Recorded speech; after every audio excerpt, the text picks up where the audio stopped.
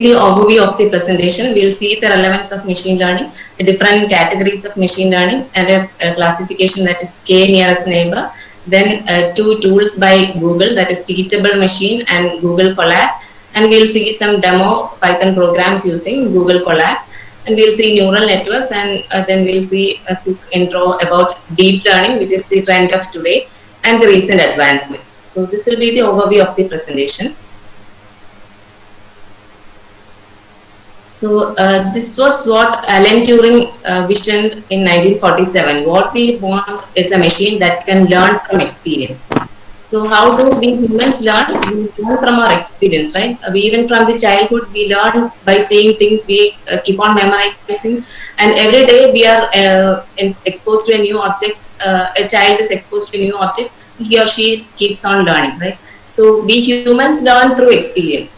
So how can we incorporate this learning into machines? That is what exactly machine learning deals with. How can we make a machine learn like what humans do? How can a machine recognize an apple or an orange like we humans do? It is not that obvious that a machine can do, right? So we have been exposed to many objects, and when we encounter an object in the future, we know we have learned from the experience and we can recognize things. So it is not that easy to incorporate this intelligence into a machine and make it learn or respond like a human. So in integrating this learning feature into machines is what Alan Turing visioned in 1947, and that's what we see as reality today. So machine learning is nothing but making a machine learn through data that is fed to it, or the history of experiences that can be fed to a machine, and the machine will be able to predict or forecast things that it sees in future. So that's what machine learning basically is. And when we see machine learning is actually a subfield of artificial intelligence, when the human intelligence can be mimicked by machine by using several techniques, which one of which is the machine learning technique. So when we look into the machine learning or the AI funding worldwide, the so much of funding is being invested in different machine learning applications. So machine learning applications funding is the most prominent, and followed by the machine learning platforms. We have several platforms for machine learning, like Python, R, and all. So many tools and platforms, and there are many different fields wherein almost all fields require make use of the machine learning capabilities, like in computer vision, video processing, image processing, in natural language processing, translating from one language to another. The recommendation engines, that is when you visit shopping sites, you get recommendations. This might be a product you will be interested in, so you will have a tendency to browse for that product and buy that product. So those are recommendation engines. You get recommendations everywhere, YouTube, Facebook, everywhere you get recommendations in shopping sites and all. So all these are built upon AI, and machine learning is just a subset of AI, which has a lot of algorithms and tools that will enable the machine to behave how a human behaves like. So this shows the funding shows it shows how much AI and machine learning has prevalent today in different fields of life. So this is what makes it very much important in today's life. So we have so much of data from different sources. If we consider in this today's scenario, if you visit the COVID India site, you have so much of data and analysis, like the patient, daily COVID patients, positive patients, the recovered patients rate. You have so much of rate, like how the distribution of data is, like how the trend is going on, and things like that. So you have so much of data, but extracting something useful from this data is very difficult task. There is such a amount of data that is evolving from different sources, and these sources are not in a structured format. You will have tweets, several tweets, lots and lots of tweets generating every day in Twitter, messages in Facebook and all. So, and a general trend we see is most of the news that we come across are fake news. So, how to identify these, how to process these vast amount of data that is arising from different social media platforms and different other varieties of sources is a very big task. So that's where the relevance of machine learning comes in. So if you consider a very simple example, suppose you are examining the customer transactions to predict customer behavior. Okay, so you are analyzing the transactions that people do in an online shopping site or maybe offline site, and you can analyze what are the products that are frequently bought together. So people who bought 5.7 also bought one night at the call center. So this doesn't mean that these two books belong to same author, so people will buy together. It is not like that. You have to analyze so many transactions, and you can find that many people buy these books together. So you can recommend give recommendations to future customers. So this is a very simple example that we see in retail shop or the shopping sites. You get recommendations. So thus we know we are in every walk of life, machine learning comes into play, and we see a lot of applications in our daily life. Now moving on to the categories of machine learning. The main two categories are supervised learning and unsupervised learning. There is another learning called semi-supervised, which is a mix of this unsupervised and semi-supervised, and also reinforcement learning, which is the learning used for gaming and or for chess playing. So that's reinforcement learning, but we won't be focusing on those categories. We'll be focusing on these two categories, that is supervised and unsupervised learning. So supervised learning means you have a supervision, or there is somebody to teach you. That is why it is called supervised. You have a supervisor or a teacher to tell you what are things and how you can learn. Okay, so if you consider this simple scenario, you have a clear distinction. Okay, so these are the categories of these are some objects, and these are dogs, and these are cats. Okay, so there is a clear distinction of what the objects are. So you will be giving features of dogs and cats to the system, and you will be also teaching that if these are the set of features, they belong to the category dog, and if these are the set of features, they belong to the category of cat. Okay, so there are labels, that is each object is associated with a label of what class it belongs to. That is why it is called supervised learning. So here the data will be labeled, that is there will be a label associated with each and every data set. Using this label, the machine will be learning itself, and when a new object is given to the system for prediction based on the features and already learned features and labels, the machine will be able to predict what the object is, whether it is cat or a dog. So that's how supervised learning works. So here you have labeled data, that is every data point will be given a label of what category it belongs to. So here there's you have just two classes, and you can make a machine learn from these two categories. So you can supply many objects of these two categories, also the class labels. From those data and class labels, the machine will be learning, will do the learning process. Okay, that's how supervised learning works. And coming to unsupervised learning, you don't know what the labels are. You are giving just some objects. You don't know what an object is. You're just presenting some data objects to the machine, and it is a task of the machine to categorize or group the data into similar categories. So here you won't give labels for data, you will have just data points, and it is up to the machine to group them into similar groups. So if you are giving these many, so there is no clear separation, or you don't know which object is cat or which object is dog. So you are just presenting some data to the machine, and the machine has to group these objects into two categories, that is cats and dogs. That's what unsupervised learning deals with. So here it is called unsupervised because we don't have a supervisor, or we don't know, we don't have labels for the machine to learn from. That's why it is called unsupervised learning. And coming to the major task in these categories, in supervised learning we have two tasks: classification and regression. In unsupervised learning, the tasks are clustering and association rule binding. So we'll see each of these tasks in brief. So the first category, first machine learning task in supervised learning is classification. So this is what I have told already.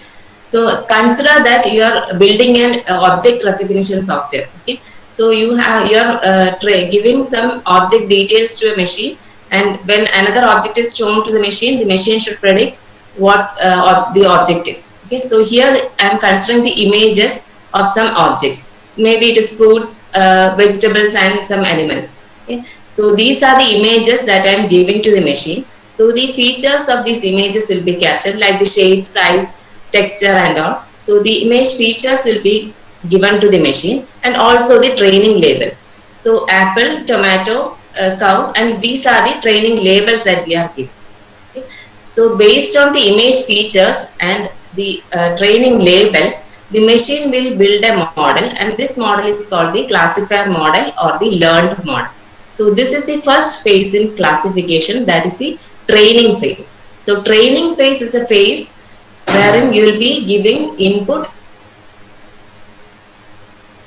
as well as the training labels to the machine for the this will make the machine learn by itself. Okay? So you are training and teaching the machine. That is what happens in training labels. So based on the features and the training labels, you will be building a model. And this model is built based on some algorithm or some mathematical computations. So these features will be taken and some computations will be performed, and the machine will build a model like these features. If these are the features, if color is red, the shape is round, then it belongs to apple. So or some rules like that. So this machine will be building some rules or building some mathematical model based on the training data. This is what happens in the training phase.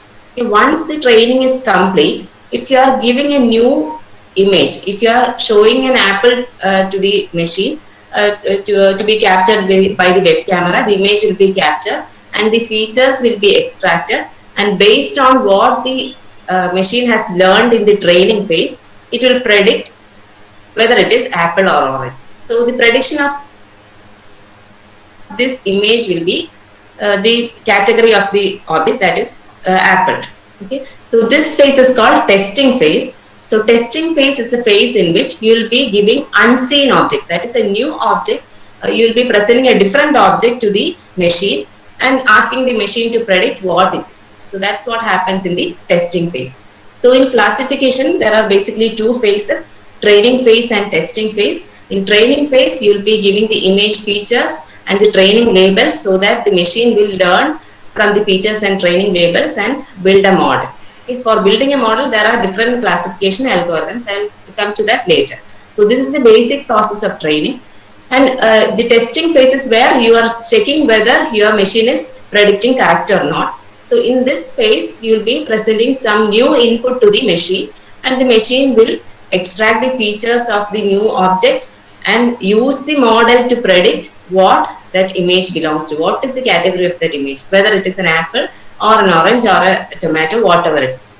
So this is the prediction phase wherein the class label will be predicted. So this is an example for object recognition using the classification process. So this is an example for supervised learning because you are providing training labels. Another example is disease prediction. That is, you have a set of medical records of different patients. Say it is a presence or absence of diabetes or cancer or any other disease. So you will be giving some details of patient records, like the different maybe the different blood sugar levels or some other factors. So these will be the data input that you are giving, the medical details of patients. So some patients will be having disease and some patients will not be having disease. So all these data will be given to the machine. So the model will have data of patients who have diabetes and who doesn't have diabetes. So all using these, so presence or absence of diabetes is the class label that we have. So based on the data that we supply or the based on the database that we acquire from the medical records, you'll be building a classification algorithm or building a model which will be taking these data and it will train itself and build a model. Okay. So from the database and from the training labels, a model will be built. Now when a new patient comes, if you supply the details of that patient based on the model, the machine should predict whether the patient is diabetic or not. So this is another example for classification, that is prediction of or classifying if a person is diabetic or not. So like this, there are many examples that we have in classification, like you can detect whether the mails that you receive is spam or not. You receive mails in your normal inbox and in spam also. So that is based on some classification. So if so and so features, the mail can be categorized as normal mails. Otherwise, it can be considered as spam, and it will be automatically moved to a spam folder. So spam mail classification is another example. So this is the first category of supervised learning, that is classification. Given a set of training samples, the machine will build a model based on the labels, and when a new object is presented to the machine will be able to predict whether it is what category it belongs to, whether it is an image of an apple or an orange, whether the patient is diabetic or not, whether the email is spam or not, and things like that. So this is a basic framework of classification. Now moving on to the second supervised learning, that is prediction. So whereas in classification you will be predicting a category, what category an object belongs to, or whether a patient is diabetic or not. So that's the category that we are predicting. But in prediction, we will be predicting a continuous value. So the common technique is regression. That is, you can predict the value of a variable based on another variable. Okay? So you can predict the stock price. The stock price of a particular product is, you have the history of stock prices over the last few months. So you can predict what the price will be in the next week. So making such predictions is called regression or prediction. Or the prices will be given, some product prices will be given, and their sales across the past few months will be given. So you can predict what will be the sales in the next week or next month. So this is, you are predicting the actual value. What will be the temperature today, tomorrow? What will be the stock price next week? What will be the total sales of a particular product next month? So this is called prediction, and this is again a supervised learning task. So when you compare classification and regression, you are predicting the category. Will it be hot or cold tomorrow? So that's the classification task, and the corresponding regression task is you are measuring the actual value. What is the temperature going to be tomorrow? So you have the temperature across the last few days up to this week till today. You have to predict what will be the temperature tomorrow. That's a regression task, and you are predicting the weather, whether it is hot or cold. That category you are predicting. That is a classification task. So this is how this is what supervised learning is. So these two are the supervised learning tasks: classification and regression. Now coming to unsupervised learning tasks. In unsupervised learning, we don't have class labels. That is, we don't know what each object is. We don't have any labels for the data. What we have is just a set of data points, and what we have to do is we have to find hidden patterns. We have to discover some meaningful patterns from the data. So there is nobody to guide us. There is no label to guide us what to learn, and based on the learning you can do some predictions. That's not what happens in unsupervised learning. So you have just unstructured or unlabeled data, and you have to group them into meaningful groups. So consider this very simple scenario where you have two-dimensional set of points. So you can see that these points are close to each other. So this can be put in one cluster, and these points are close and these points are close. So you can see by visual inspection that you have three clusters if you consider these many set of points. So a cluster is a group in which the data points will be similar to each other, and the points will be dissimilar from points in other cluster. So the aim of clustering is to group your data points into distinct groups in such a way that the points belonging to one group will be close or similar to each other, and those belonging to other groups are significantly different from each other. So you have to maximize the inter-clusters dissimilarity. That is, the points belonging to different clusters should be dissimilar, and those belonging to same cluster should be close or very similar to each other. So this is called clustering or grouping of objects. And so this is like you will group the data points based on some distance measure, and after that you can maybe give them some labels. Okay, so you'll be grouping objects. So maybe you'll group the labels as these are the category of labels. So you don't have prior information about what each data belongs to. You have to find some meaningful structure from the data given. That's what happens in clustering. So the main applications of clustering are in business. You can segment customers. That is, you can group customers who are behaving similarly. Okay, so that's used for customer segmentation by their behavior patterns in shopping sites and all. You can divide customers into different groups. So that's one thing. And another thing is project clustering. You can group your projects into similar categories. So the application projects or web-based projects on the type of project that it belongs to can be found out by extracting the features and grouping. And when we come to image pattern recognition, you can do segmentation of images. Say, consider you have a cancerous image of maybe cancerous image you have. So some portion will be cancerous, and you have to detect that or segment or dissect that particular area alone. So that's what segmentation means. Image segmentation means that is extracting out some particular malignant portion from the rest of the image. So that can be done using clustering. So by looking into the images, the image properties and the infected area will have a different intensity and different properties. Based on that, you can find out which area is infected, and the other area can be identified as normal regions. So this is what happens in image segmentation. Another thing you can do is handwritten character recognition system. That is, when we write characters, different people write characters in different ways. Some will be using cursive. That too, we'll have different styles for writing. So identifying similar groups. So A will be written different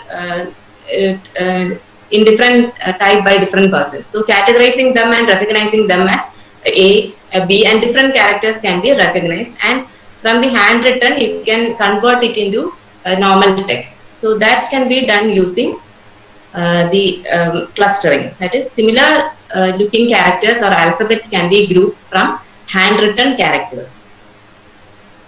And in web search, when you search in Google, you can organize the search results. That's what Google search does. The most similar or the documents that are very similar to each other can be grouped into one cluster. So you can organize the search results based on the similarity, and the most significant ones will appear on the top. So that can be done using clustering.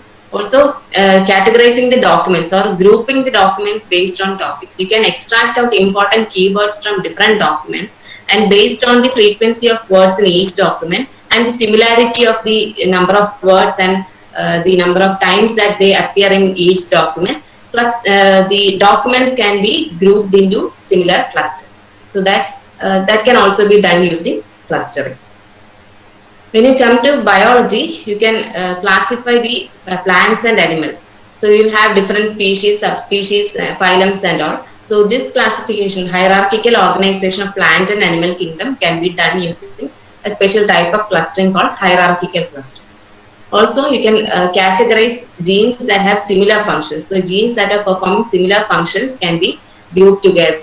So for this, you have to analyze the gene expression data. So gene expression data will have data values of each gene using some microarray experiments and all. So based on these values, similarly behaving genes can be categorized together. So this is important in drug discovery and all. And the last application is in outlier detection. So outlier is nothing but a data object that is significantly different from the rest of the data points. Okay, so you'll have a group of data points in which some data points will be very much different from the other data points. For example, if you consider the credit card transactions, if your credit card has been stolen, you will notice unusual buying patterns. So that will not be the buying pattern that you have till now. So you can identify that the card has been stolen. That's why there are frequent buying. So this behavior can be identified using clustering. So outlier detection, outlier and also noise can be detected using clustering. That is, the errors or the unusual patterns can be identified using clustering. So for this outlier detection, there are different clustering techniques like k-means algorithm. That is, you'll be specifying the number of clusters. I am specifying the number of clusters as 3. Then you can group the data points into 3 clusters. So in k-means clustering, you have to specify the number of clusters, and based on the number of clusters, your data points will be put into so many clusters. And hierarchical clustering is what I have told here. You can organize your data points into different levels. That is what hierarchical clustering does. And for doing outlier detection, the most common used technique is density-based clustering, wherein you can cluster points based on the density. That is, dense points, the areas where points are very thick will be considered as a cluster. And there will be points that are very far away from the data points, and they can be considered as outlier or noise, and they can be identified. So one important application of outlier detection is credit card fraud detection. So these are the applications of clustering. So here the specialty is that we don't have any labels, we have just data points, and we have to find out some interesting patterns out of the data points. That's what makes it different from supervised ones. And the second unsupervised task is association rule mining. So association rule mining means finding some associations. Okay, so one popular application is market basket analysis. That is, we have the shopping baskets of customers. That is, we have the transactions of customers, different customers, and looking into the transactions, we can identify what are the frequently bought items. So if a person buys bread, he will buy butter also. What is the possibility that he buys butter also? So that can be such type of rules can be derived by analyzing the transactions of customers. So this is popular, mainly done in retail and online market, online shopping sites, so that the frequently purchased items together can be found out. So why this is important is that when you shop online in Amazon or Flipkart, you'll get suggestions that if you are browsing for some product, you'll see suggestions like this.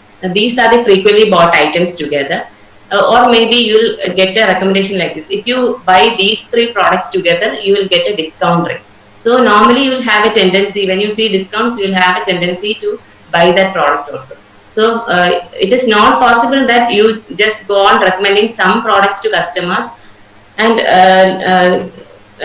expect them to buy that. It doesn't work like that. So for that, you have to analyze the customer purchase pattern, and based on the customer history, transaction history, you have to find out what are the products that are bought together. For such combination of products, you can offer a discounted price. So that is called market basket analysis, and the process of finding such interesting associations between these transactions or between the items is called association rule mining.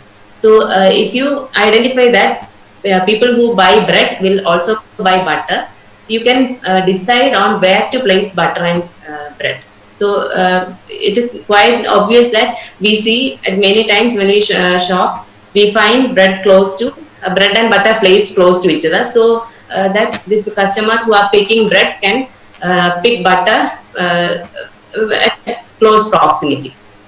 So this is a placement strategy that retail shops can plan, how to place products in the supermarket. Another strategy is that you can place frequently bought items together at opposite ends. So you are visiting a shop, you are picking bread, and you don't find butter close to it. So you have to walk along the way to the supermarket, or you have to walk some way along. And on the way, you will just go on glancing at different products. So normally, you will have a tendency to buy some other products also if you are interested. So on moving from bread to butter, you might pick other items as well. So that's another strategy, that is placing frequent items at opposite ends. So this will also persuade people to pick up items on the way they walk along. Okay, so Association rule mining is used to do such things, that is deciding on the placement, store placement, where to place the products, whether to place them close to each other or whether to place them at opposite ends, and what all products you can put on discount, how you can give recommendations to users so that they will buy more. Okay, so this is what association rule mining deals with. So here also it is an unsupervised task, because all you have is customer. Say customer 1, he has bought these items. Customer 2, he has bought these items. Okay, so this is all you have. Using these customer transaction history, you have to find some rule. If customer buys bread, he will buy bread.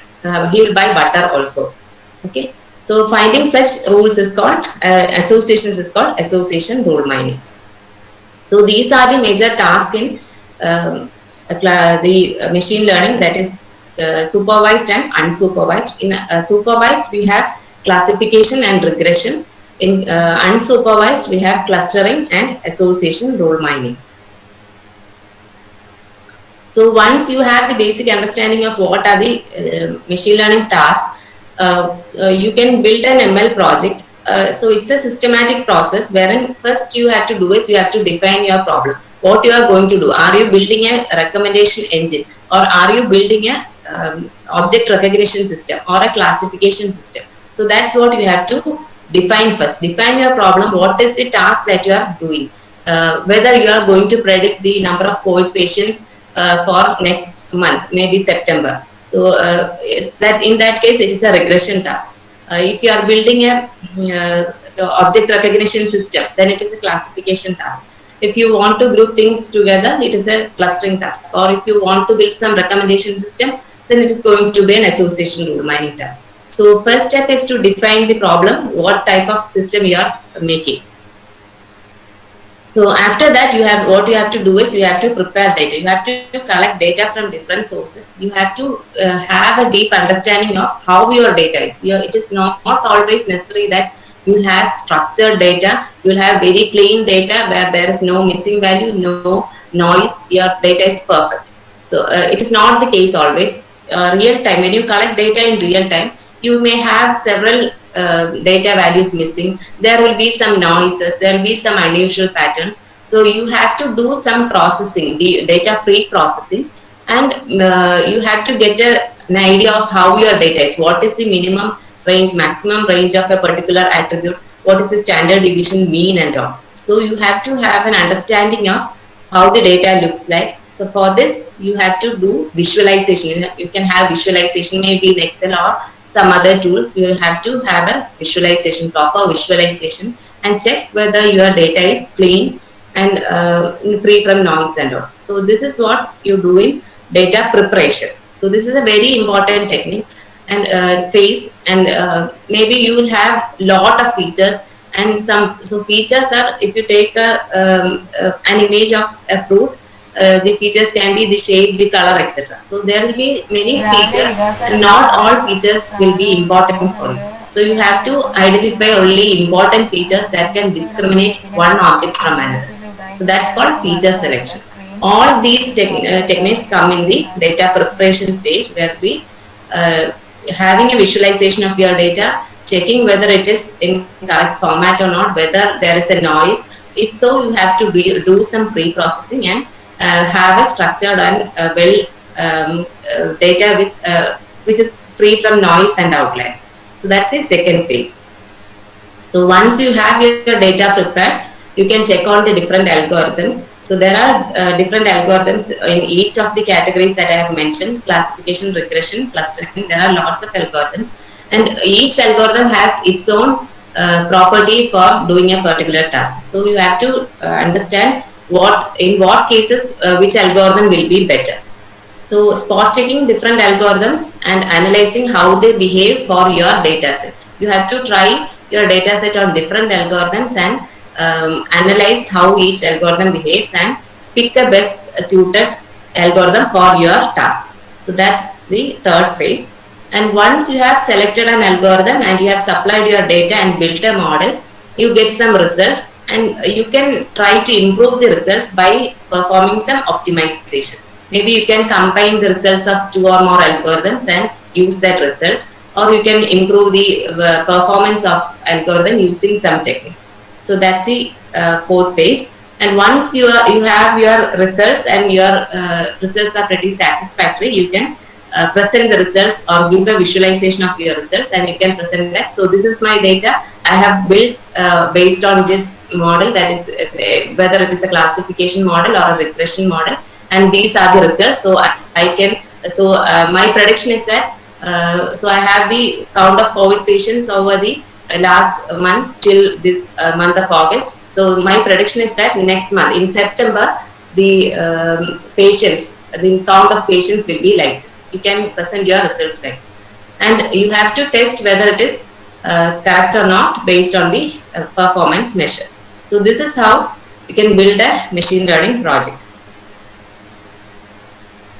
Now, when you do this process, there are several things that you have to consider. One thing is you have to know the different algorithms in each category, and which category, which algorithm works best in which situation. So you may have to do several trial and error process, work out on different algorithms and pick the best one for your task that you have in hand. And you have to know the parameters and hyperparameters involved in your algorithm, and how to set the parameters, tuning the parameters and changing the parameters and improving the results is something that you have to do. And know the optimization. So every algorithm considers the machine learning process as an optimization task. Every machine learning task is considered as an optimization technique. So there will be an optimization technique involved in each of the algorithm. So that you have to understand, and what is that algorithm trying to maximize or minimize, optimize. So the cost function should be well known. So if you take in case of clustering, you have to minimize the distance between points belonging to a cluster. So that should be the cost function. That is, distance between points belonging to a cluster should be minimized. If you add up the distances between data points belonging to a cluster, it should be at a very minimum level. So that's the cost function. So like this, every algorithm will have some of a cost function and an objective function, and this is what you have to take care of. And the computational requirements, how much data you have in hand, whether you can run the machine learning task in a normal CPU, or you have to have high-end processors, that you have to know beforehand. So these are things that you have to consider while doing an ML project. Now we'll see one classification algorithm. After that, we'll move to the Python code.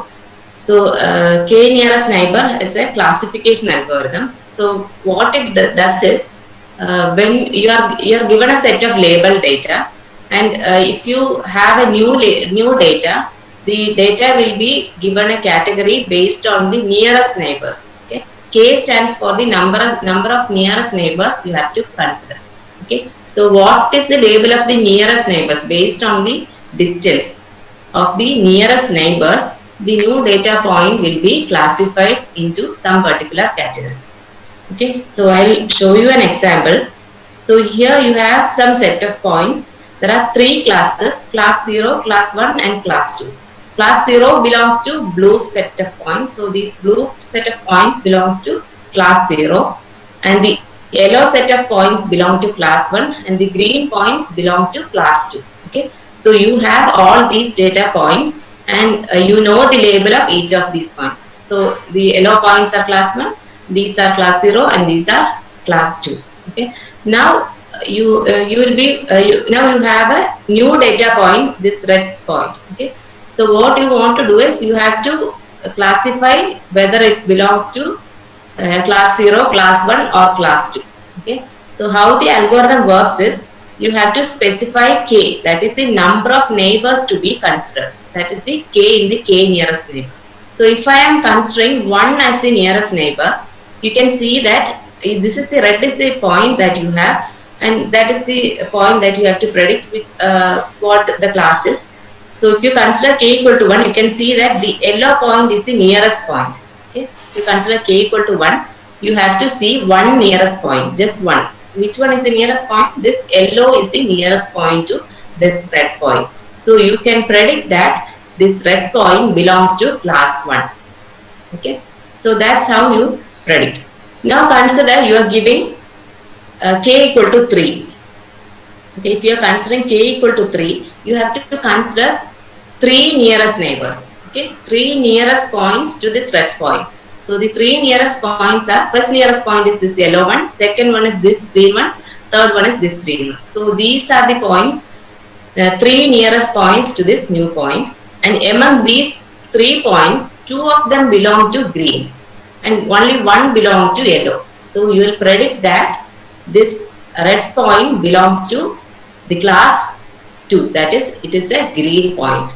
Okay, so the problem is that with different values of k, you will have a different prediction for the same data point. In this example, if you consider k equal to 1, this point can be classified as yellow point. If you consider k equal to 3, you have 3 different points.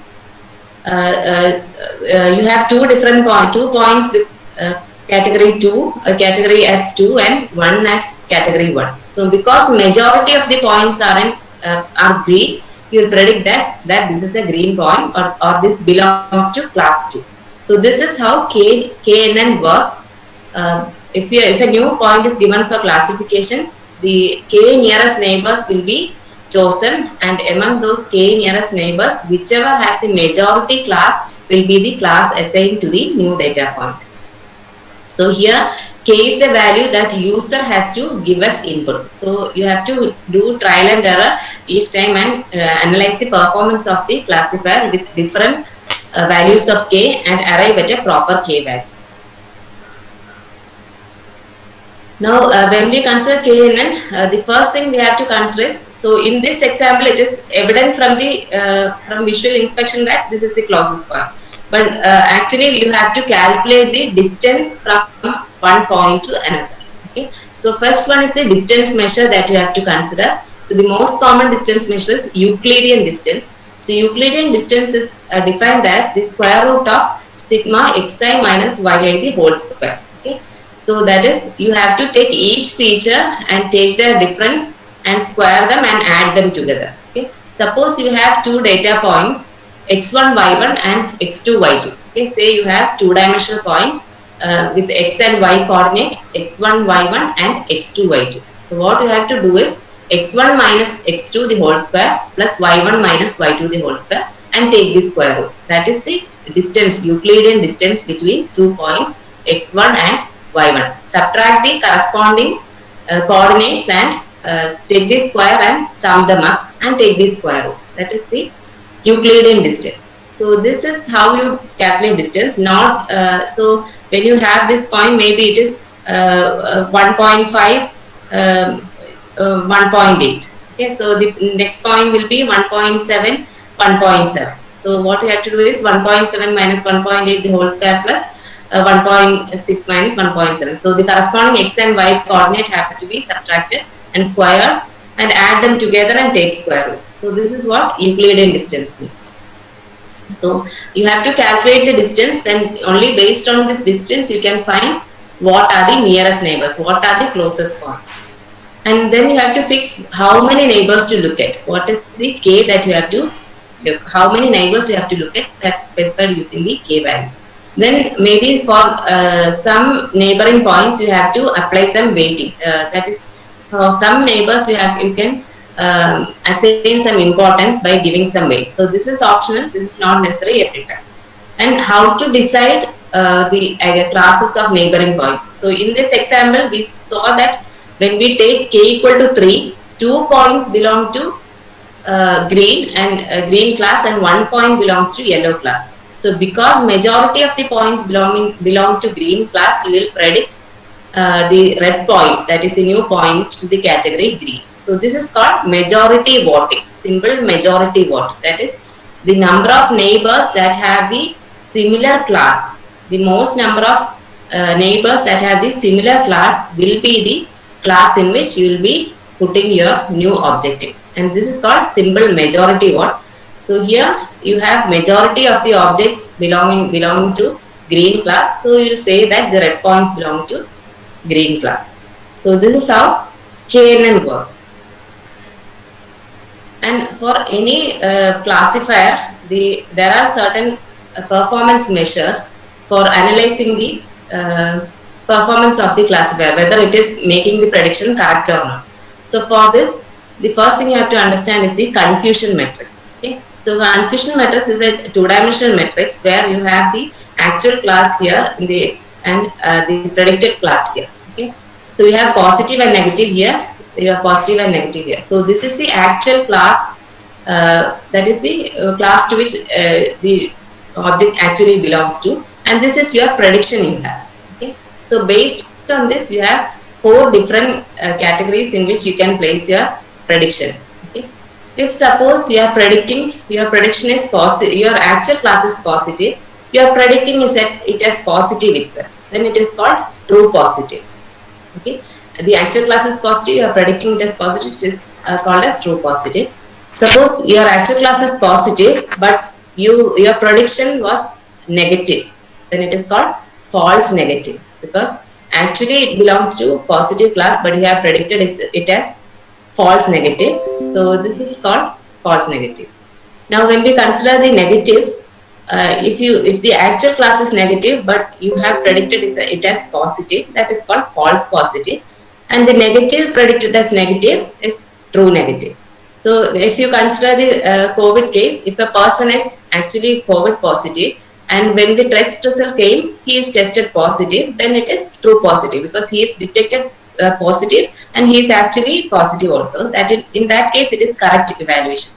And if a person is not positive, he is COVID negative, and the test turned out that he is negative, then that case also the prediction is correct. He is COVID negative, and the prediction also came true that he is negative. So these two are the things that goes correct. All other cases, they are errors.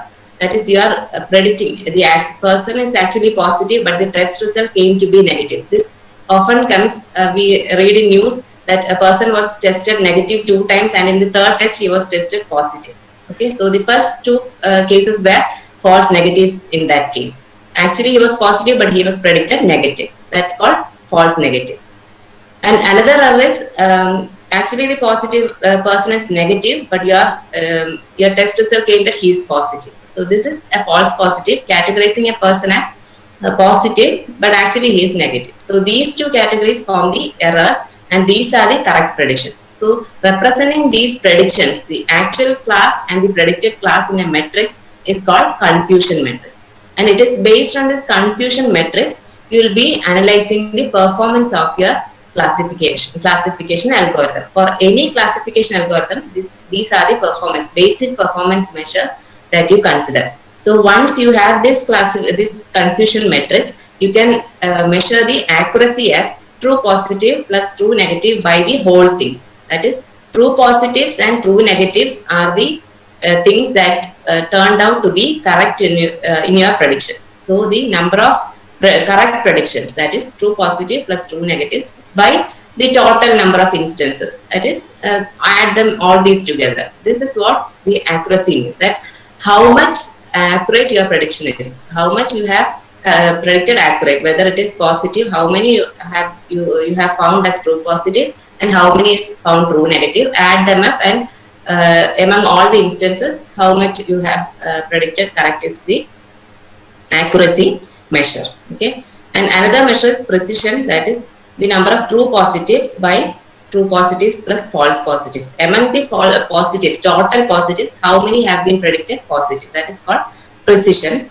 And recall is true positives by true positives plus false negatives. So add these together, and the number of true positive rate among these is called recall. So these are some of the classification performance measure that you will be using after doing some prediction using a particular algorithm.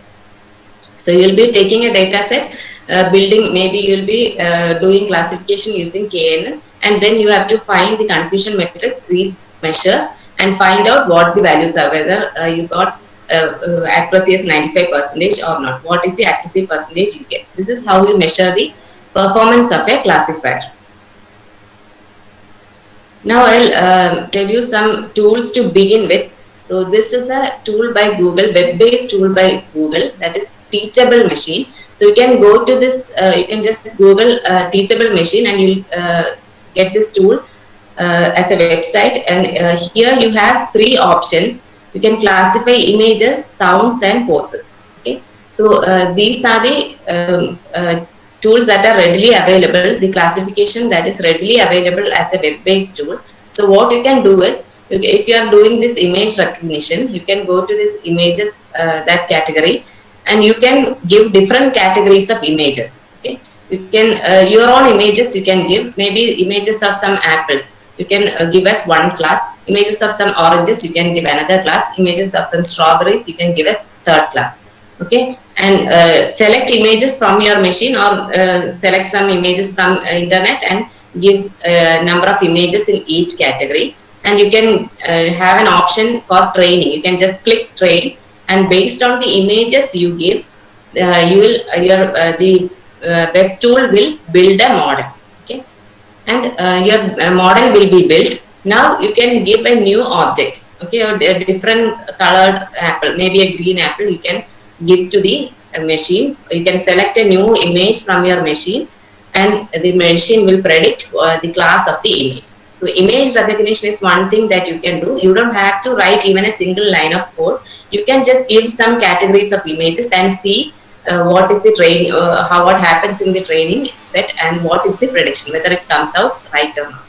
Another thing you can do is, there you can collect some sound clips and give them as different categories, and identify what the clap is, whether it is a clapping sound, whether it's just speaking, or the voices of different persons, you can categorize. And another thing is posture recognition. You can have images of different postures of people, and give them as training set. Maybe standing posture, you can give us one set. Sitting posture, hands up. So many postures can be given as different sets for training. And you can, when you give a new posture, you can see if it is predicted correctly. So this is a website in which you can go and check out how to give the training set, and how to give the test set, and how the results are. And the very pretty thing is that you can even download the code for the corresponding model. Okay, you can export the model. You will get the TensorFlow. TensorFlow is a Python library for deep learning. So this tool is based on TensorFlow. That code you can download from the site. Okay, so this can be a very useful website for beginning your experiments.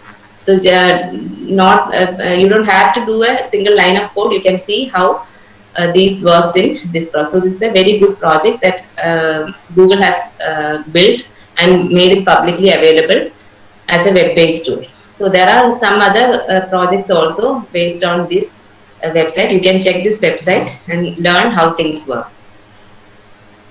And we'll now move on to the demo. So before that, I'll tell you something about the Google Colab. So you might be running Python programs in normal notebook, and saving it as .py, and running in a command prompt. So what we can do is, there are different editors available for running Python programs. Okay, IDE is available. One editor is PyCharm, another is Jupyter Notebook, and there is Spider. And so there are different development environments available, or editors available for running Python programs. So so for that you have to install Python and install these IDEs, and you can have a development environment where you can write the programs there and run it there itself. Okay. So instead of installing Python and installing the IDEs as a starting point, you can do running programs in a tool called Google Colab. Okay, so this is again a tool by Google, and the Colab stands for collaboratory. So the very important feature of this is that it is a cloud service. So it is a web-based service. It is available for free, and it supports GPU also. So if you have a very large amount of data to process, and your training takes so much time when you run on your normal CPU, then your training takes maybe so many hours and so many days. Then you don't have to own a GPU of your own. You can use this Colab and run your program in Google's GPU. Okay, so the GPU service that Google, the Colab has integrated with, it is free of service. Okay.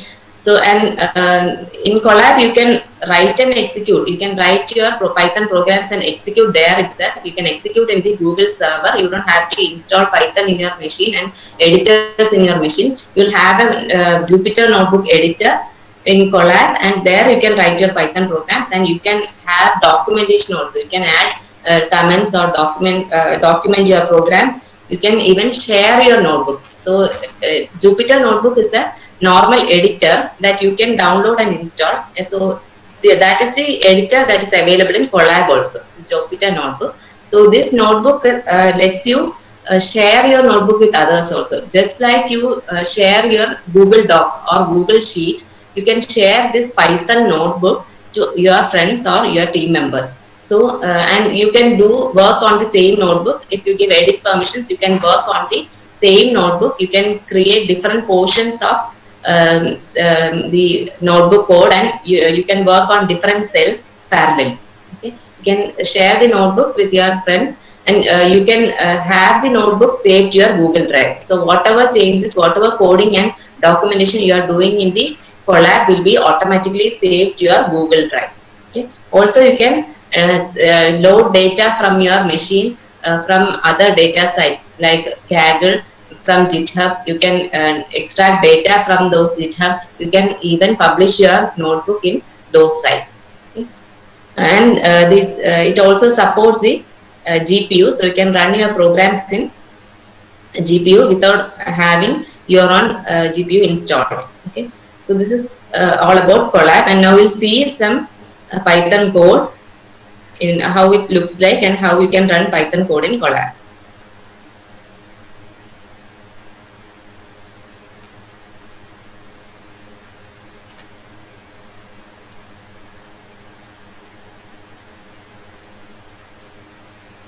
Okay, so just go to colab.research.google.com and sign in with your Gmail ID. Okay, so I'll show it once again.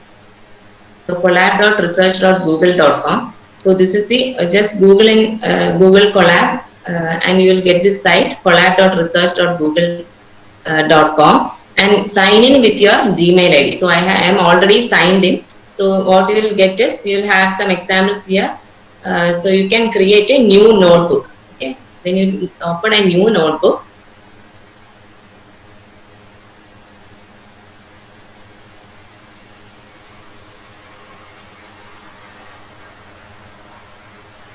so it will take time to load. Okay, so I have opened a new notebook. So this is how your Jupyter notebooks looks like. Okay, so this can be downloaded offline also.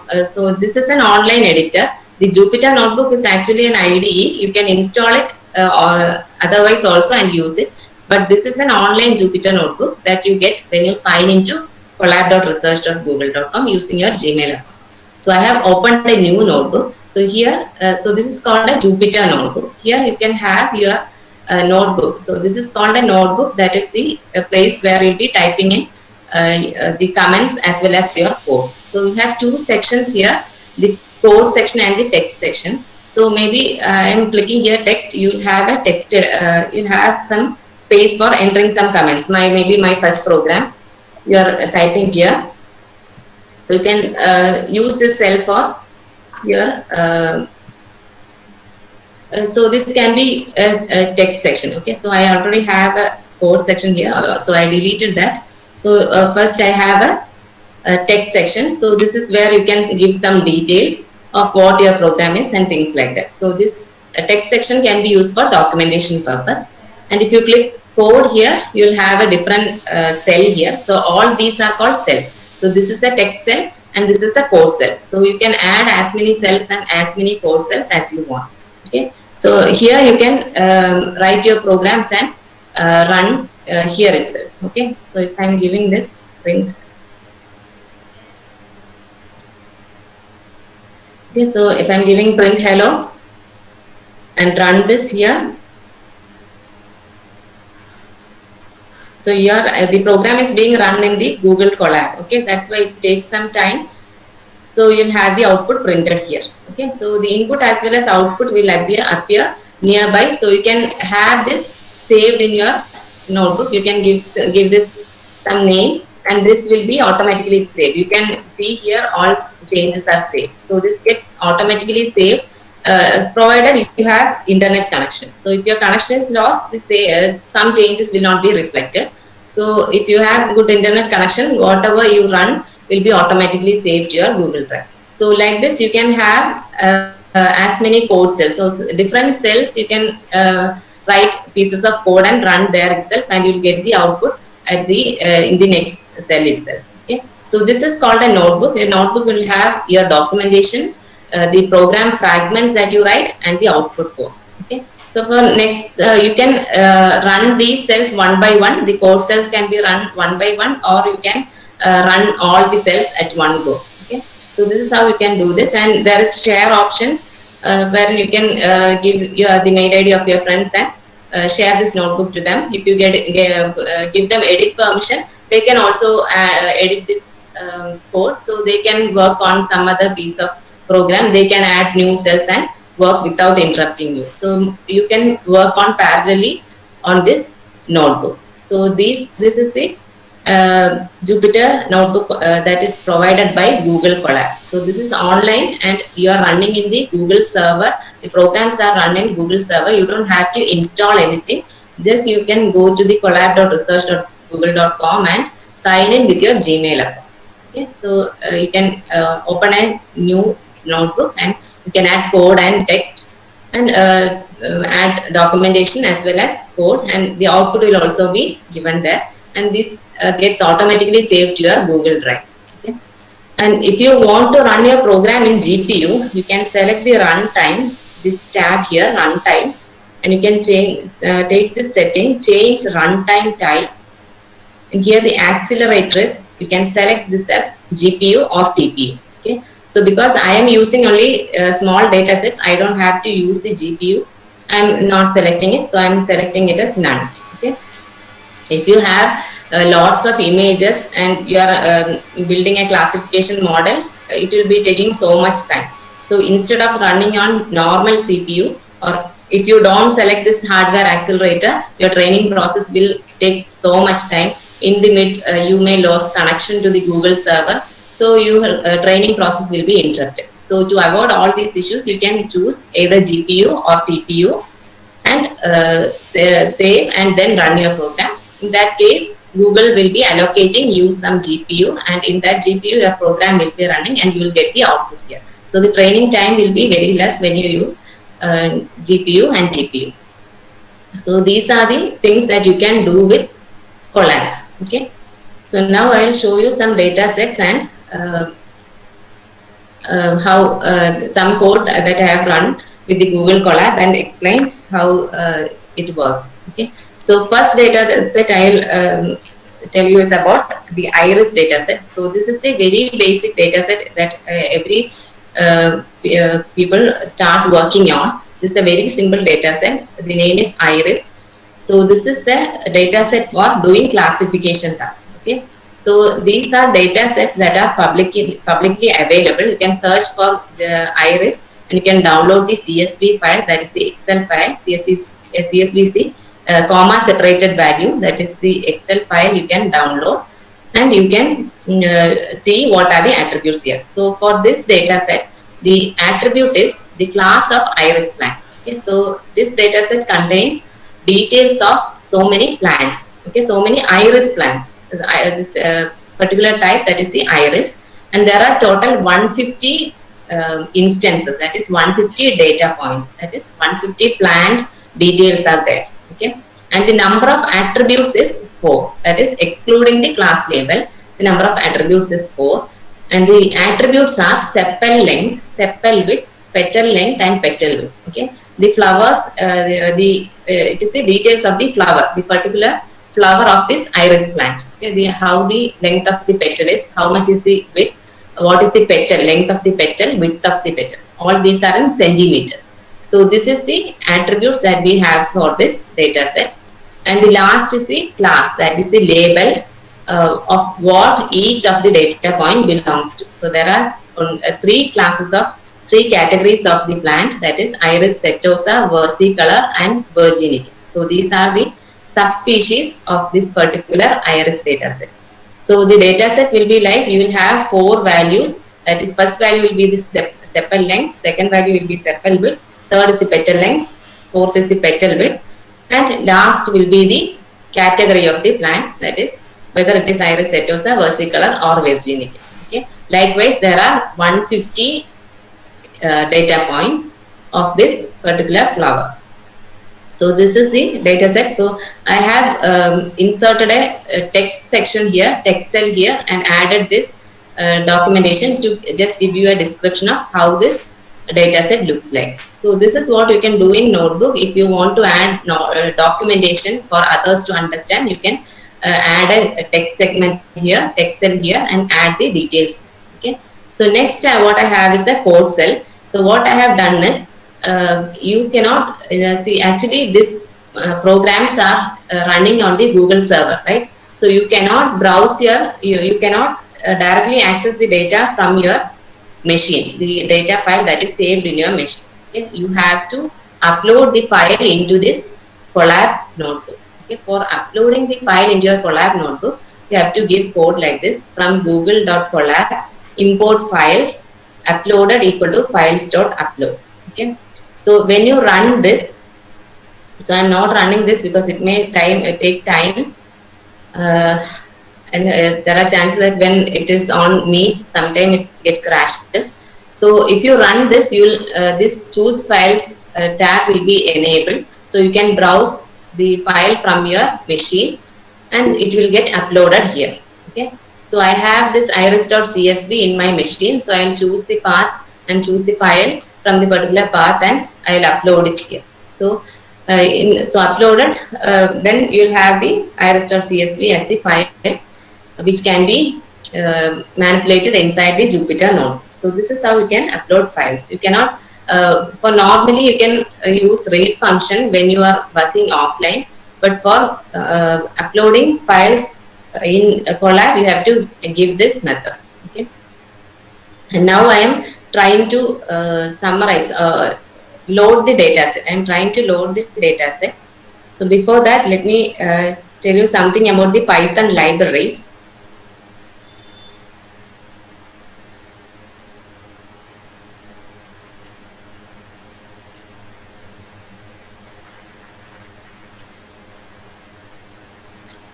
So NumPy, you might have studied NumPy. It's for array manipulations and all. And sklearn is a library for machine learning, running machine learning algorithms like classification, regression and all. So that's one library that you have to import. And there is another library called Pandas. Pandas is also for data manipulation and analysis. So it is built on top of the NumPy. So you will have to import these two for all tasks, that is NumPy and Pandas for doing data manipulation. And sklearn is for including some particular classification algorithm. And matplotlib, this is a library for plotting different kinds of graphs. Say if you want a bar chart or a scatter plot, like a graphical, that is visualization of your data, for that you have to use the library matplotlib. Okay, so these are the four common Python libraries. There are so many libraries for machine learning tasks. So these are the basic libraries that I will talk about today. The libraries that you have to learn as part of the classifications that we learned today. Okay, so so the purpose of these libraries are clear, I think. NumPy is for array manipulation, Pandas is for numerical data handling and data manipulation tasks. This is for plotting different types of graphs, and sklearn is for running the machine learning task. Okay.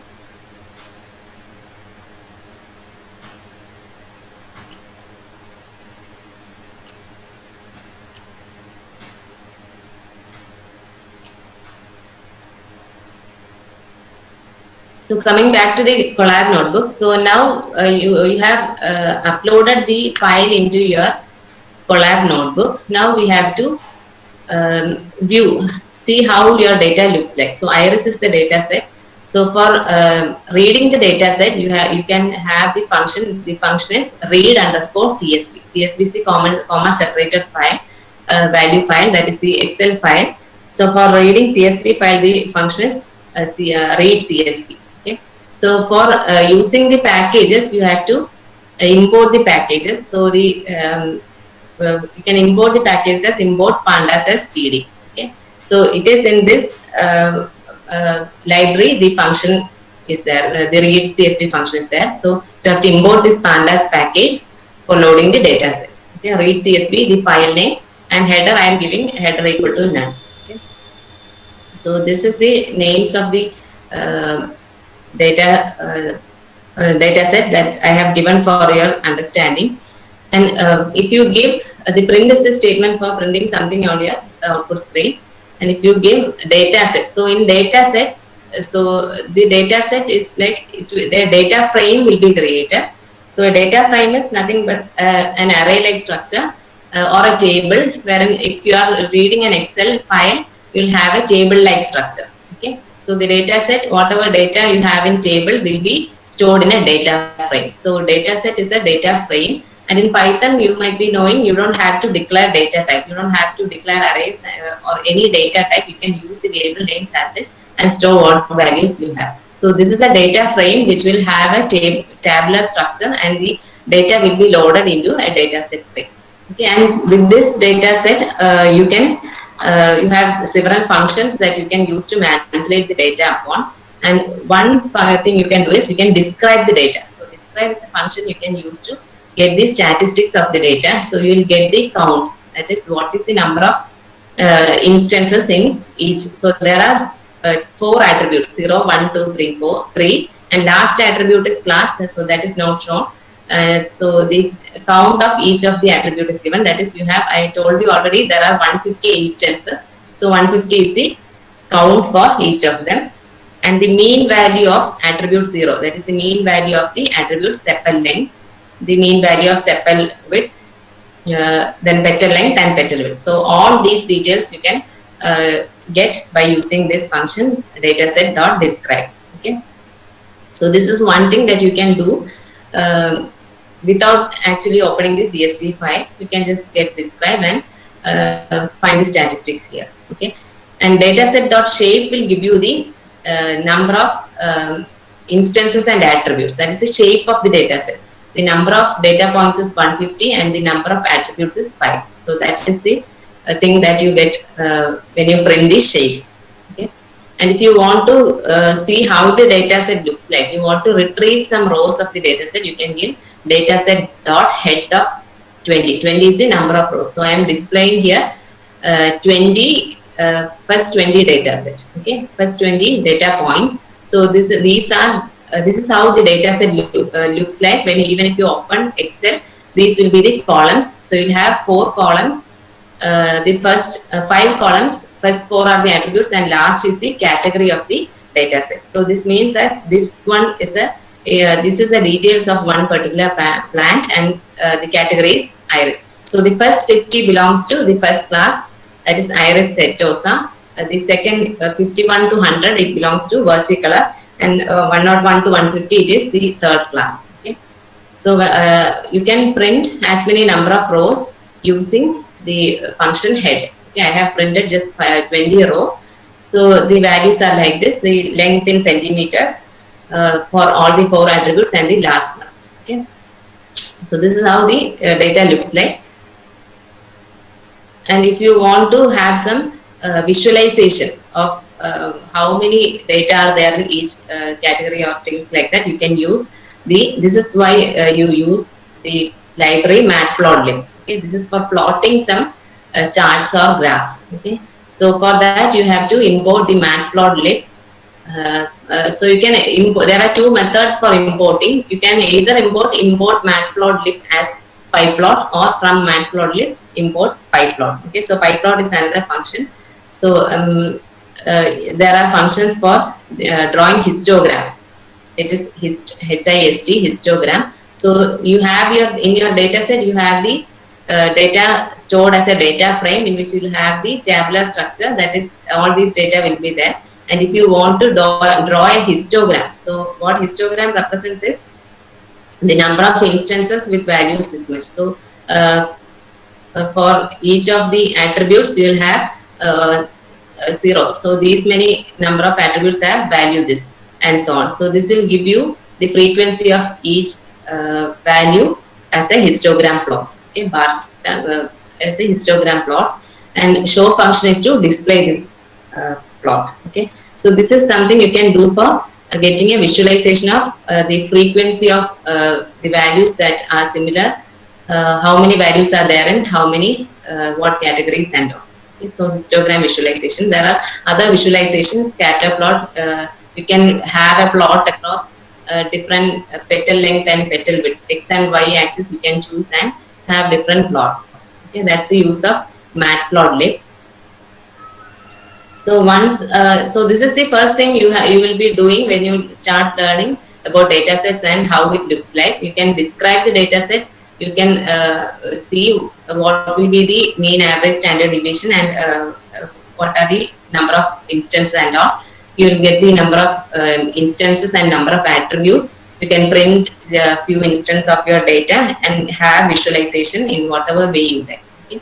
Now what I am doing is I have given you how k-nearest neighbor works, right? So we'll try to run k-nearest neighbor here. You can see that the k-nearest neighbor, you don't have to write the entire code from scratch and calculate distance. All these things you don't have to write. Everything is there available as built-in functions from these packages that I have told you. Okay. So this is the package wherein you have the machine learning algorithms that I have told you already, sklearn. Okay. So in sklearn.neighbors, this is the package where you have the classifier k-nearest neighbor. Okay. So this you have to give like this itself. This is a built-in function. K should be capital, N should be capital, and the third classifier should be capital. Okay. So you have to import the class k-nearest neighbor classifier, and for the training testing split, you have to import a train test split from the model selection. This again, so I'll tell you what training and testing split means. And for calculating the metrics, that is the classification report, confusion metrics and all, you have to import sklearn.metrics. So I'll tell you about all these. So first thing you can do is you can read the database, the data set.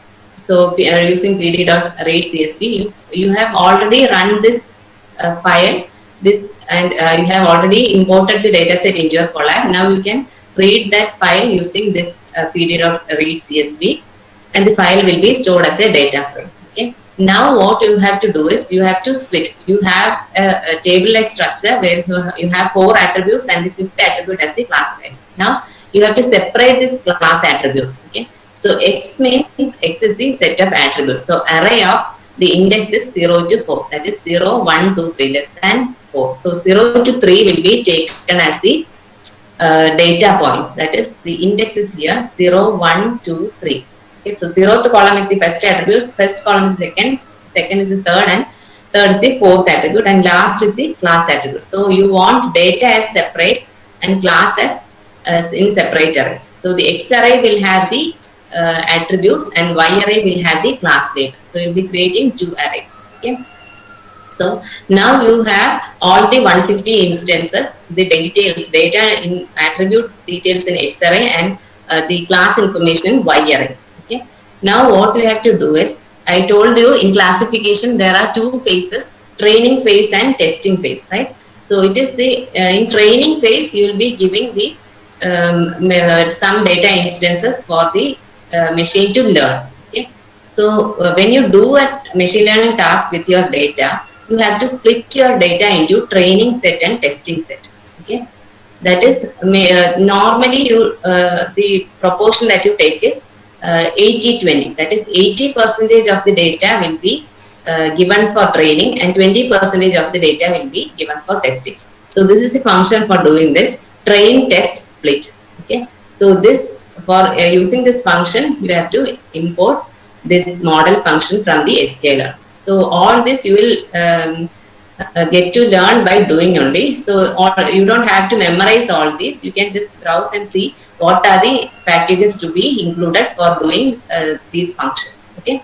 So the train test split is the method for splitting your data set into training data and testing data. So what you need is you should have 4 arrays, that is training data, the training data of the data alone, then that is X train, then testing data for the data Y train, and the training labels and testing labels, that is the Y train and Y test. Okay. When you use this, so you are giving the arguments as the X array, Y array, that is the data that you have stored separately and the labels that you have separated here. And the test size you have to give as 0.20. 0.20, that means 20% will be taken for testing. Okay, you can give 30%, 40% also. This normal thing that you do is training. For training, you should have sufficient data, so 80% will be taken for training. So the test size you have to specify as 0.20. Okay. So once you have splitted the data set, you can build the classifier model. You can call the function k nearest neighbor and give the number of neighbors, k equal to n neighbors, number of neighbors. So all these are arguments of the classifier. These arguments should be given as such. These are built-in arguments that you have to pass for the function, the k nearest neighbor. So k nearest neighbor, number of neighbors I am giving as 5. You can choose it any number and do your experiments and see how your data works and what is the accuracy. Okay. So this is how you will build a model and give parameter for the model. And for building the model, you have to use the fit function, classifier.fit, and you have to fit the training data. Okay, first you have to train the data, so you have to fit the X train and Y train. That is, you are just applying the training data and testing data and trying to fit the model. Okay, so the arguments are X train and Y train. So among the 150 data, 80% of the 150 will be taken for training. Other data will be taken as testing data. Okay. So this is the classifier building model, training phase. And once you have built the model, you can predict with the test data, that is X underscore test. So X test is the test data without the labels. Okay. Y test we have separated it, and this is the test data, that is the 20% data without the class label. So it is for this data you have to make the prediction. So classifier.predict X underscore test. Okay. So with this, what it does is this is the training phase and this is the testing phase. Okay. So you don't have to write the entire code of the k nearest neighbor and build your model on your data. You can just use the built-in function and set the parameter like this. All you have to know is the functions that are used, that is the train test function and the fit function and the predict function. Okay. Now you can print the accuracy score of Y test comma Y predicted. So Y test, what does Y test contains? Y test contains the labels of the test data. Okay, correct labels that you have in the data set.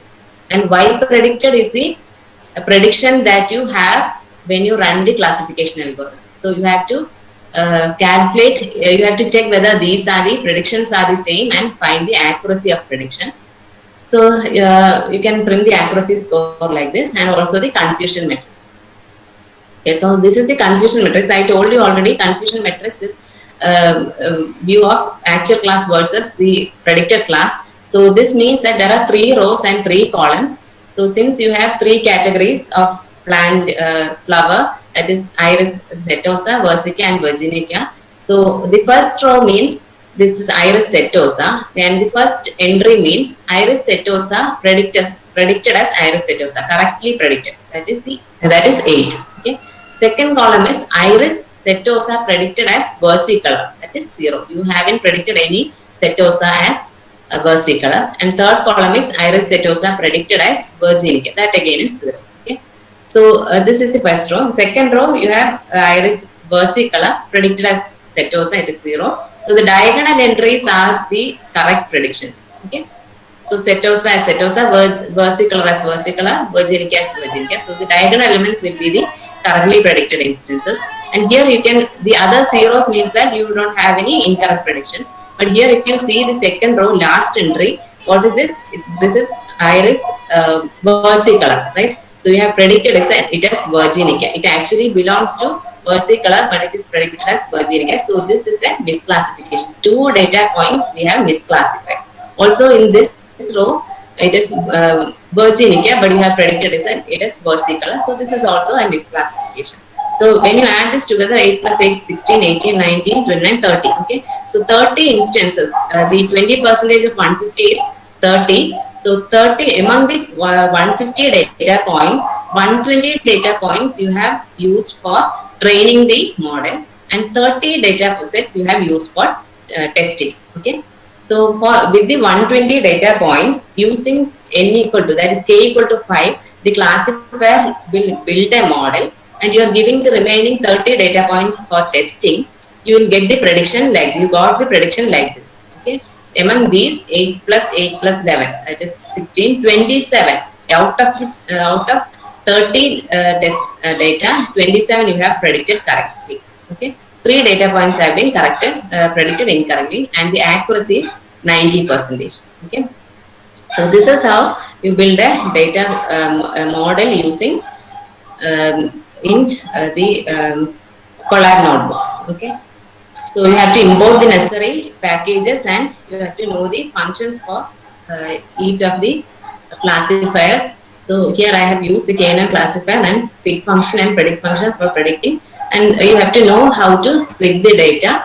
You can even try by giving 30%. You can try giving number of neighbors as 4, 3 and all. You can see different results. Okay. So this is for learning purpose. In simple data set you can learn from. Okay. Now we'll continue. There is one more data set here, that is the diabetic data set. Here the number of attributes is 8 attributes. So here there are details of 768 persons. Okay, women patients, women observations. So the outcome is whether they have diabetic or not. Okay, so the attributes are number of times pregnant, then plasma glucose concentration.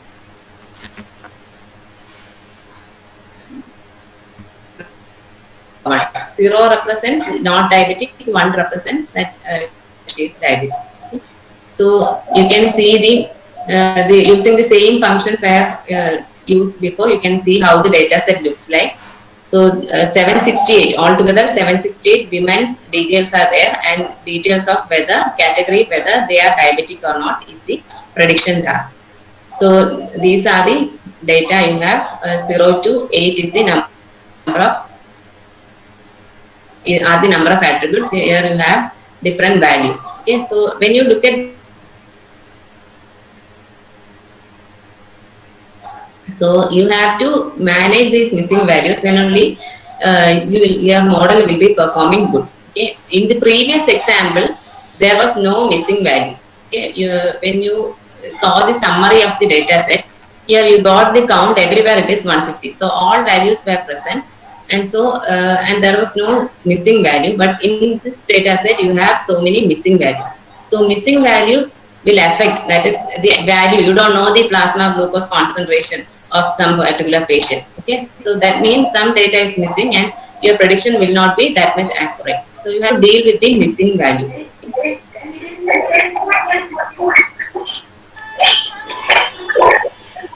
So for finding the number of missing values,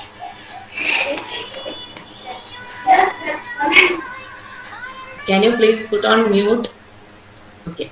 So you can see that the first attribute is a number of pregnancies. So that can be 0, right? That can be left as 0. From the first to fifth attributes, only there are 0 values. So all these attributes have missing values. So to find number of missing values, you can give like this: data set of the indices, the attribute that is 1, 2, 3, 4, 5 equal to 0 dot sum. Okay, so this will take each of the column and take the number of entries that are 0 and give you the aggregate. The sum takes the aggregate of the count. Okay, so if you print the number of missing values, you can find that in the column 1 there are 5 missing attributes. Column 2, there are 35. Column 3, 2 to 7, and so on. Okay. So in the zeroth attribute, again, there are 0 values, but that is not missing value. That is the number of pregnancies can be 0. So that's a permissible value in that attribute. Now you have to replace this 0 with missing value with some other integer that is not a number. Okay, you can replace with some other constant to distinguish from the first row, because first row you can have 0 values. So you are replacing the columns 1 to 5 using the NaN, not a number. So the function is replace 0 with NaN in the columns 1 to 5. Okay, so when you print the data set after this, you can see that the data will be, the zeros will be replaced by NaN. So these are some pre-processing tasks that you can do with this for pre-processing tasks you can do before doing any classification task. Okay. So now what I'm trying to do is when I run this algorithm using this data set, the same steps are the same as we did in IRIS. When I did the k-nearest neighbor classifier on this data set, the accuracy is 0.70, that is 70% accuracy. Okay.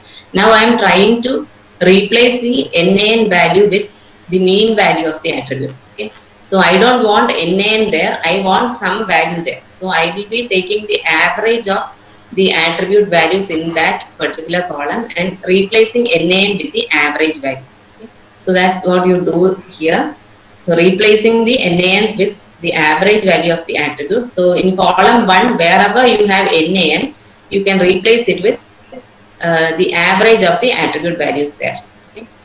So that I have done here separately also. So you can see that the NaNs have been replaced by some other integer values. That is, the value in the first column will be replaced by the average value of the points in values of the other data points, and or similarly with the all other columns. So there are no more missing values. So I have removed all missing values and replaced with the mean value. Okay, after doing this, when I do again, when I do the classification again, I can see that the accuracy has improved again. But still, this is just 74%. For medical data sets, you will have to expect more than 95% accuracy. So you can try doing different types of missing value managing things that you can do with. So those comes in data pre-processing. Okay. So this is how you can work on data sets. You can see if there are missing values. You can try to remove the missing values, try to replace the missing values with something, some other values, and so on. Okay.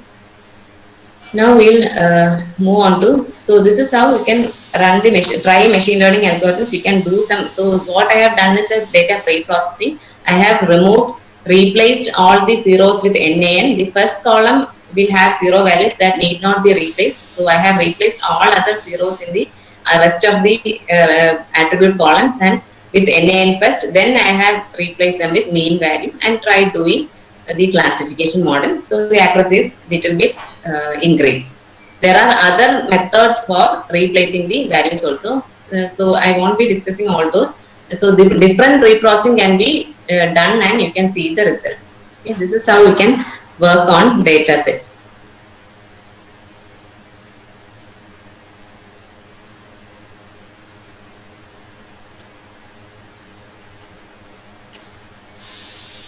Okay, now we'll see a very important classifier, that is the neural network. So neural network is based on how our nerves, the human brain works.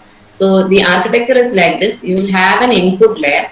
There will be some hidden layers and an output layer. Okay, so the nodes shown here are neurons. Okay, like we have neurons in our brain, and there are connections between neurons, and signals pass between the neurons, and they and then we do some tasks based on the processing of the brain. Likewise, you can model the brain in the form of an artificial.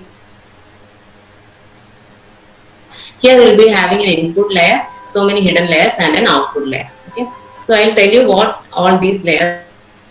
So consider a simple neural network. So the input layer means what are the input attributes that you have. That is what you give in the input layer. So consider I am giving the height and gender. These are the attributes of some persons that I am storing. So height is one attribute, gender is one attribute. So I will have two nodes in the input layer. So these are the nodes in the input layer, F1, F2. Okay. And in output layer, what I have to do is, given height and gender, I have to predict whether he or she is small, medium, or tall. So this is the class label that you have in the data set.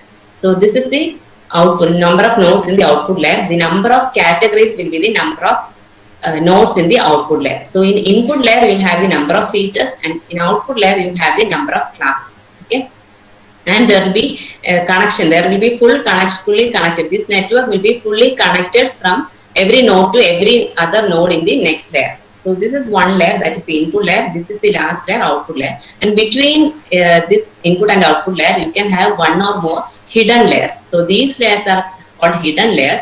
In hidden layer, you will be doing some calculations. You will attribute, you will be multiplying it with some weight and doing some calculation and doing some processing here, and then forwarding it to the next layer. Okay. So at each layer, a node will be doing some calculations and passing the output to the next neuron. So what happens in input layer is, you are giving the height as 150 centimeter. Okay. So this 150 is the input to this node. You are giving gender as female. This is the input to the second node. Okay. And this height 150 will be multiplied with a weight. So what the specialty of this weight is that you have to give some weight for the each attribute. So these weights are assigned randomly. That has to be given by the user. So initially some weights will be assigned. So the weight will be multiplied. 150 will be multiplied with the weight, and this will be given to the next layer, next neuron. Okay. And here there will be some calculations, and it will be multiplied with the weight again and passed to the next layer. Okay. So for each of the data instance, for one person, height and gender, you will be doing some calculations, and maybe he will be classified as small. So here you will get some value as 0.9. Here you will get some values 0.05. Here also 0.05. So whichever is the highest value will be the class of that particular person. So likewise, you'll be giving details of so many persons and building a neural network. So this is what happens in the training phase. So these are the calculations involved. So this is the input from the previous layer that you get. You'll be multiplying it with weight and taking the sum. Okay. So multiplying this one weight with W13, then you'll be multiplying this with some weight and add them together at this node, and add some bias term. Okay, but this is again some random term. You might not understand this fully. So these are some random parameters that are involved in this neural network. Okay, so you take the weighted sum of the inputs and add a bias term and give it to the next layer. Okay, before passing to the next layer, you will apply some activation function. So you will be transforming the weighted sum plus bias into some other form and give to the next layer. So I was about to show you the demo of this ANN also. If I have time, I will show you. So this is how a neural network works. So you will be giving details of one person. So the each of the feature will be passed from input layer to the hidden layer, then to the output layer. So at the final calculation, you will have the highest. If you have the highest value here, then that means that the person belongs to category small. The second instance, maybe you will have the highest value here. That person will be the medium. Okay. Likewise, you will be giving so many training data, and the machine will build a model. And if you give some other data, you are giving some data, say 180 and gender as male, you will do these calculations, and at this node you will get the highest value, and he will be predicted as tall. Okay, so the first phase, it is in the first phase that the weights will be calculated and the bias will be added, and there will be some calculations and weight adjustments that will be happening in the neural network. So here this is a simple network in which I have shown only only one hidden layer. Okay, there can be more than one hidden layer, and as the hidden layer increases, your neural network will take so much time to learn. Okay. Now we'll go to deep learning. So deep learning means, so the simple neural network I have shown you has just one input layer, just one output layer, and one hidden layer. Okay. In deep neural network, what you have is, you will have so many hidden layers. Okay. There will be number of hidden layers, and what you can do is, you can just input the data. Okay, without label, you can give the data to the input layer, and this input data will be passed through these layers. Each of these layers will have some intermediate feature extraction phase. Okay, so you don't have to give features for the model. You can just give the inputs. So each layer will be extracting some features. So the first layer you have these features, the second layer you have some refined features, and the third layer you have the phase detector. So the data will be passed on to each of the neurons in the hidden layers, and the manipulations will be done, and in each layer you can have some feature extract, and in the final layer you can classify the person. Face recognition can be done, and she will be identified. Okay, so this is simple this is a deep neural network for face recognition system. So deep means that the number of hidden layers is increased. You can set many number of hidden layers. Okay. And the difference between machine learning and deep learning is that, in machine learning, what you do is, suppose you have to classify your training the machine with the cars. Okay, so you are giving the input is car, and you have to extract features, the number of wheels, the height, the windows, the width, and so on. Okay, so these will be the features. So these feature values should be given by a human user. So you have to feed this as the data. You have to make this as a data set. You have to extract of features and give it to a classification algorithm. Okay, so one classification algorithm we have seen is KNN, and another is neural network. So whatever be the algorithm, you give the features and the label. So you'll be giving number of images of cars, features of each cars, and the label that it is car or not, and number of images of other maybe bus, or maybe just cars. Okay, so the machine will build a model based on the features and the labels, and predict if it is a car or not. So this is what happens in normal machine learning. But in deep learning, what you can do is, you don't have to extract features. Okay, you can just give the input.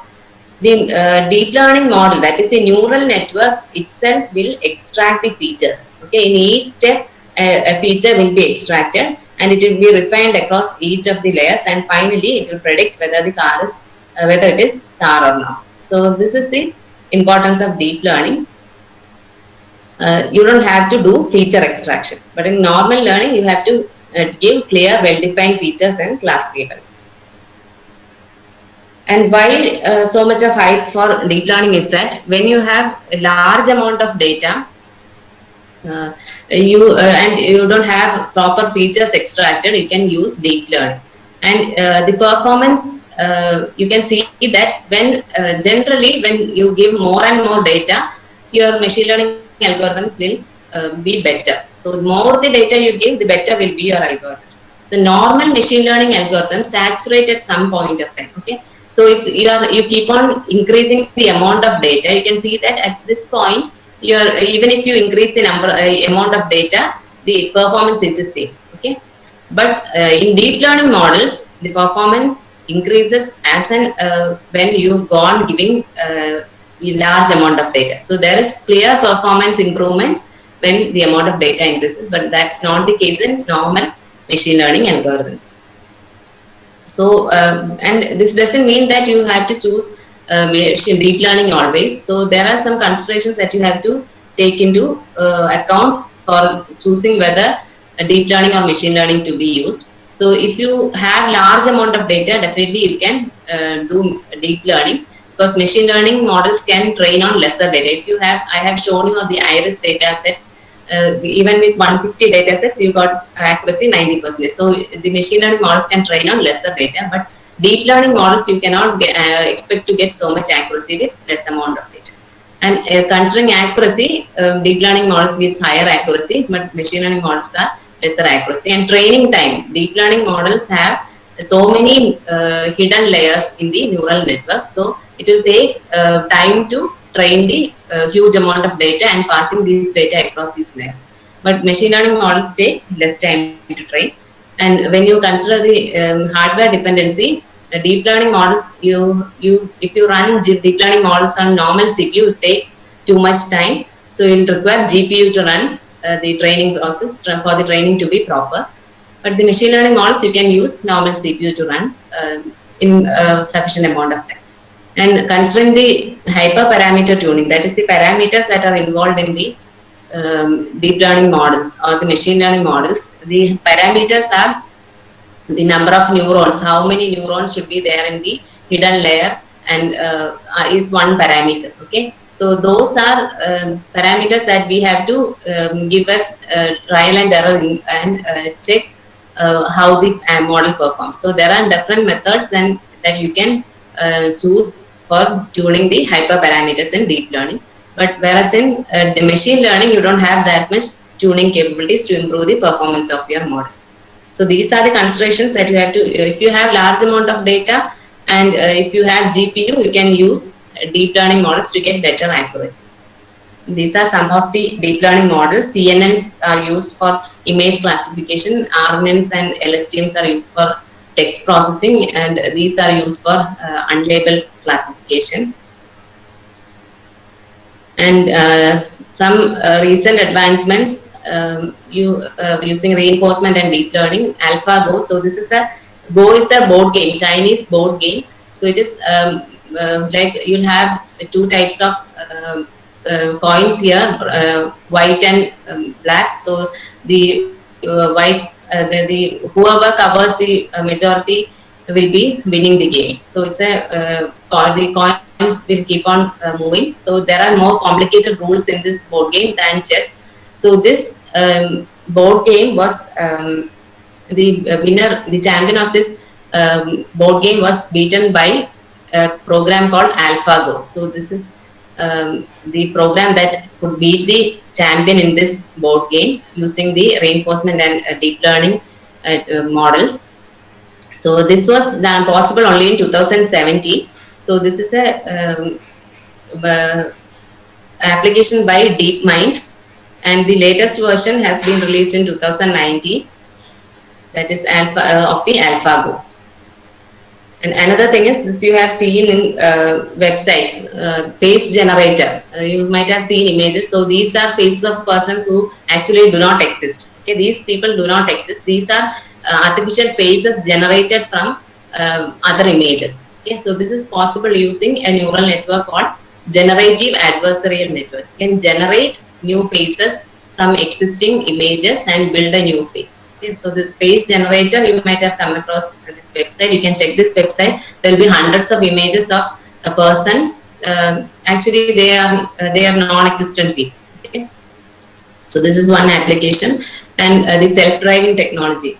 Tesla has been building, and Tata Motors is also on the self-driving, building autonomous cars by sensors, by computer vision and artificial intelligence techniques and deep neural networks. Self-driving cars are also being developed. So these are the recent advancements in the machine learning field.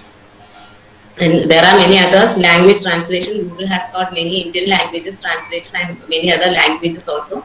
So those are also part of NLP applications in using machine learning. So these are things that I have mentioned about teachable machine, Google Colab you can look into, and Kaggle is a data set, it's a community. It consists of so many data sets you can download and work on it. Here these two are data analytics within KD, Nuggets are sites where you can get so many resources about data set and tutorials. And thank you.